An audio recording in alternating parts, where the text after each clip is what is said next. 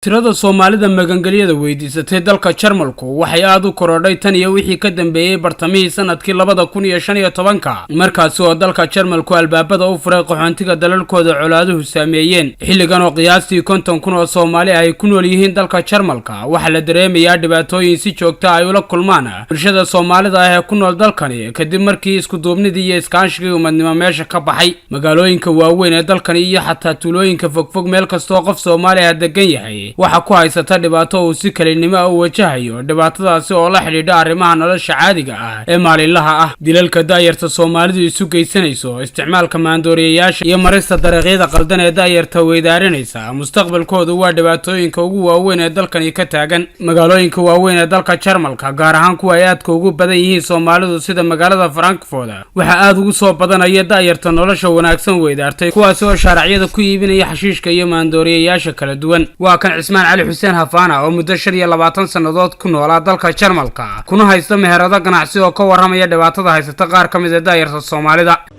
waxaan joognaa baladkan 25 insha Allah waxa kale oo hadda sheegaynaa dadka Soomaaliyeed ee inta joogo waxa nagu soo batay hadda dhalinyaro aad u yar oo haddana meel loo raaca haddana aan ka saynin oo haddana dhibaatooyin badan ay haystaan qaar ay macnaha problemo u ka haysto dokumentiyada qaar oo waxa ka haysto xoogaa xanuunyo badan ay haystaan qaar balwada badan sameystay ayaa hadda inta nagu soo batay hadda maalmihii ugu dambeeyay waxaana problemkaas keenaya isku xir la'aanta annaga wadankan aan joogno nin kastana urur uu leeyahay urur waa la sameeyay laakiin ururadii la sameeyay haddana ma fiiriyaan dadkii dhalinyarada ahayd ee dhibaateysnaa kaligeena nagula soo dayay hadda Frankfurt inta aan joogno intaasoo qof aan qabanay intaasoo qof aan dhakhtar geynay weli waa sii badanayaan dadka Sooma yaraanayaan waxa idin sheegaya Hafaana oo hadalkiisa si wata ayaa sheegay in sanadkan gudihiisa tiro 12 qof oo Soomaali ah meydkooda la gubay ogaanshiye la'aan darteed waxaana uu sheegay in ururada magaca Soomaalida ku diiwaan gashan ay shaqadoodii ka gaabiyeen waxa idin sheegaya in ilaa 12 qofood ay jiraan oo la gubay oo laga warhaynin maadaama dadka markuu isbitaal ku dhinto ama jid lagu dilo oo loo tigin isla maalmahaasba 10 beri 6 beri ka bacd dadka way gubay hadii qof soo raaca la waayo marka dhibaatooyin badan aan ugu haystay inta waxaana ka codsanaynaa in dhalinyarada iyo ururada iyo wixii maqlaayo oo dhan inay ka fikiraan xaafad walba sida ay tahay inay uga fikirto dhalinyarada degan iyo waxa ay qabtaan iyo waxa ay sameeyaan in hadii laga war helo way jiraan laakiin inta badan community-yaasha iskuma xirno hadii community-yaasha isku xirnaan lahaayeen oo jir la qof walba community-giisa maalintu asaga wax doonay unbuu meel ku qabsadaa iyo family ahaan saas ay u sameeyaan hadii community-yaasha la isku dadkan waa laga war hayn lahaa laakiin hadda cid ka war hayso ma jirto waxaana loo soo sheegaa kuwii ugu dambeeyay hadda waxaa noo soo sheegay niman Marookaan ayaa qof baa xagga ku dhintay saasa looga soo qaaday macnaha oo istaalo ku dhintay 3 beri meed baa yaalo 2 beri meed ayaa yaalo 5 beri meed ayaa dhakhtar lagu jiraa bariga hore waxaan ahaa jirnay qofkii dhakhtar ku jira waa u tagi jirnay waa soo fiiri jiray ilaa koon Poland 200-300 kilomitir ayaan tagi jirnay hadda macnaha anaga shaqadii aan ku jirnaa laakiin dadka hadda yimideen way sii bateen oo dadka la iskama war haayo maalinba 20 30 50 2,000 soo galayso saawgeeda waqti looma haayo dadkii ururadina waxay sameeyeen nin ka war haayo nin kale ma jiro urur walba maalintiisa oo shir qabsada waana kala tagaan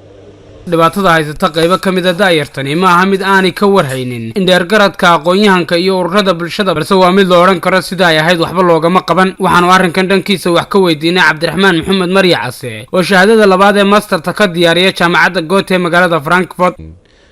runtii arrintaasi arrin waqti xaadirkan aad ugu soo kordhaysa bulshada Soomaalida ee ku dhaqan Jarmalka guud ahaan isla markaana yeelatay cawaaqib xumo runtii aad iyo aad u xun oo ay gaadhay heer in dhalinyartaasi ay mustaqbalkoodii ku waayaan isticmaalka daroogada iyo ka ganacsigaba qaarkoodna ayba ku naf waayaan oo ay qaarkood tareen isku tuuraan waxaana waxa sababi karaa laga yaabaa in dhibaatooyinka dalka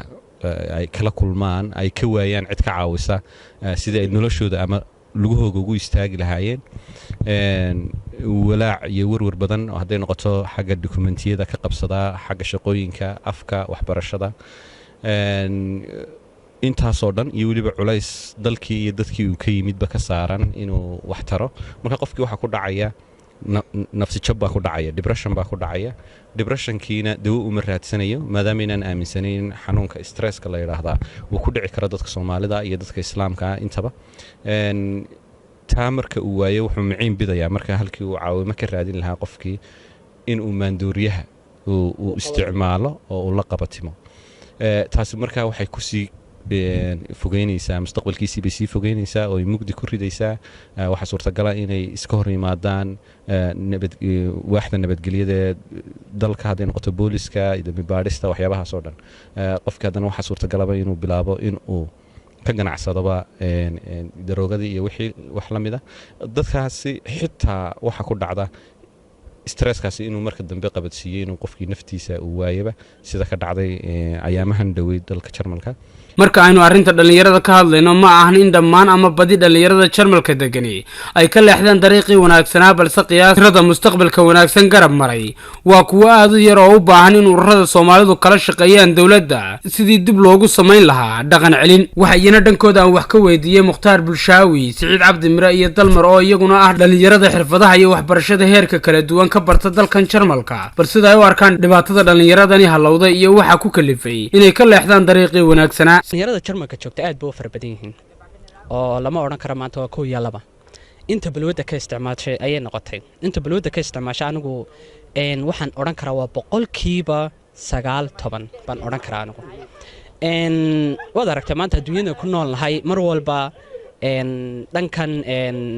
haday balwada noqoto maanta qofka nadiifta iyo qofka balwada isticmaala mar walba qofka balwada isticmaalay indhaha bulshadu ay arkaan lama oran karo maanta qofkaas waa qof wanaagsan waxa la oranayaa qofkaas waa qof xun dhalinyarada Jarmalka joogtay balwada leh horta Soomaalidu way ku mahmaado waxa la yidhi sankaaga qurmay la iskama jaro haday dhalinyaradeenni balwad barteen inagu bay naga barteen haday xumaadeen inagu bay naga xumaadeen marka waxaan leeyahay anigu 10% weeyaan 10% kaas waliba ah dhalinyarada aad ku yar daad weeyaan ma duufsan miyaanay duufsanahayn marka kulay way soo badanayaan marka maanta hebel balwada barto wuxuu u yeeranayaa saaxiibkii miyaan la oran karin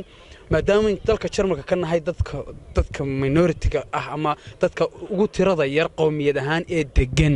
dadyoga ugu tirada yar tirada intaas leegna ay nagaga jirto 10% nagaga jirto hadaynu eegno statistics-kii ay soo saareen booliisku ee ahaa muxuu ahaay 15% ay 15% Soomaalidu ka noqotay ama 14 inaga oo dadkii nagaga badnaa aad sheegaysaa imaka ay naga hoos mareen miyaan la oran karin sanadada dambe soo socda dad badan baa ayaa xagga u xiibsibanaya horta wallahi si fiican baad u hadashay arintaasna waa arin jirta taad leedahay in meesha hadda dhalinyarada ku jirta ay dhalinyarada kala soo jiidanayaan inta maanta meesha nagaga jirta ee dhalinyarada ah khaladka ay galayaan waxa ugu wacan inta aan ku jirin sababtan ku sheegay maanta dadka adduunyada ku nool ee dadka maanta isku dadka ah isku deesanjiyada ka soo jeeda tusaale ahaan kala Soomaalida wadanka ay joogaan waxay sameystaan community bay sameystaan waxay sameeyaan midow bay sameeyaan urur bay sameeyaan ururkaas lagaga wada hadla leeyahay wararta dhalinyaradaas maanta inaga xumaatay maxay dawayna la hadalaa iyadoo la isku dhan yahay baa loo tagaa waxba loo sheegaa wacyi gelin baa loo sameeyaa taas laakiin inaga way naga maqantay ma jira baraarug dhalinyarada wax baranaysa ama dadka daayarta active-ka ee soconaya ay isku baraarujinayaan sidii ay dadka ay uga samata bixin lahaayeen dhibaatada asiibtay wallahi horta aad buu yartay ma oran karo way jirtaa mana oran karo ma jirto oo dhalinyarada walibana dhanka aad ku xiisaysa aniga iyo dhowr inamood kale baa jira oo walibana dhalinyaro fara badan oo meesha ku jiray la hadlay dadkuna marka wax u sheegayso laba nooc way yeelanayaan qaar wax ka qaata iyo qaar inta ku qoslan ka dhaqaaqay labada arimood baad arkaysaa dhowr qof oo way jiraan maanta la talinay anagoo asxaaban garanayeen ula talinay meesha aanu ku dadaalnay sidii aan uga soo saari lahayn kana soo baxay baa jira qaar intii ka soo baxeen kuna noqday baa jira adigoo magacaaga ku bilaabaya waxaad ka mid tahay dhalinyarada magaalada München ama gobolka Bayer ee dalka Jarmalka waxaan wax ka weydiinaynaa gobolka Hessen oo maanta hadda aad ku sugan tahay iyo gobolka Bayer oo aad degan tahay gaar ahaan labada magaalo ee Frankfurt iyo München haddii aad isbarbar dhigto waxa jira dad balwadaha qabatimay oo nolosha ka dhacay oo lagu tilmaamay in Frankfurt dhalinyaro badan ku nooshahay haddaad isbarbar dhigto München ma ka jiraan xaaladda Frankfurt oo kale bismillaahir rahmaanir rahiim magacaygu waa Siciid Cabdi Mire niyo waxaan ka imahaa sheegtay gobolka Baayar magaalada Munshin wallahi xaqiiqiyan horta way jiraan dhalinyaro laakiin ma badna sidaan ku hayno warbixinta ama aan ku aragnayba oo waana lagaga badan yahay xagga balwada gobol ahaan oo gobolada ugu badan magaalooyinka ugu badan bay Frankfurt ku jirtaa waana dar ku sugannahay laakiin gobolka Munshin alxamdulillah dhalinyaradeedu inta u badan dhalinyaro wax qabsato shaqaysata ويلين بقولك بسقاشن ولا جسوا هلا يا دنيارو لكن وعي جلنتو لفت جاي نجمع مدنا ونسوي وعي جلنا وحنا نسوشجنا ونسكور حينا وانا دنيارو عادي عادو في فرعون بنقول أنا القبلك إن كستان نجسوا مالي بدين تيجون أنا الصومالي أنت ناني وكلا أنا هايسني أنا نلتشوجن كان مجالنا فرانكفورت لو أركب بدنا عميشن بانهوف كوين أما ترين ستيشن كوين مجالده دنيار تصورتوا دنيار عادو داير وضعك يكون عصوب balwado way qabatmeen laakiin si in wax laga qabto waxa laga qaban karaa inuu san aaminsanay sababtoo ah waxa jira jaaliyado badan oo ka jira magaaladeenan gobolkeenan haysan Frankfurt buu ka jiraan baa malaynaya Darmstadt kliyat waxa uu qaban karaan aniga waxay tahay inay horta soo arkaan qofkii soo dhow magaranaysa balwada ka soo noqon karo kala